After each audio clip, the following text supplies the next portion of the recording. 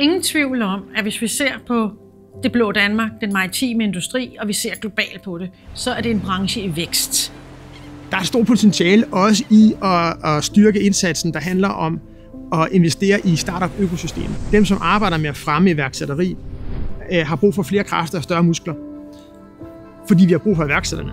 Man kan sige, at på samfundsplan er der enormt stort potentiale også i at investere pengene ind i det blå Danmark. Og det gør det, fordi vi ved, at når der kommer nye jobs i det blå Danmark, så får man pengene 2 gange igen i forhold til jobs i andre sektorer. I dag er vi verdens 7. største maritime industrination.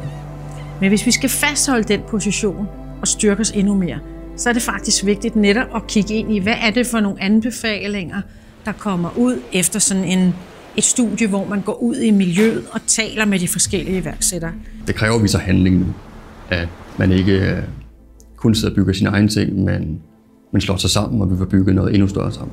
Hvis man skal fremme iværksætteriet i det blå Danmark, så er det kapital, der er brug for, det er kompetence, der er brug for, og så er det kultur, der er brug for. Startups og store etablerede virksomheder og investorer har helt forskellige ting at byde på. Startups har jo en hastighed og innovationskraft, som er svær at have i en stor virksomhed, som skal være robust og stabil. Men man har mere, end man tror faktisk herovre. Så sammen kan man faktisk nogle rigtig fantastiske ting, frem for at sidde og kigge på hinanden.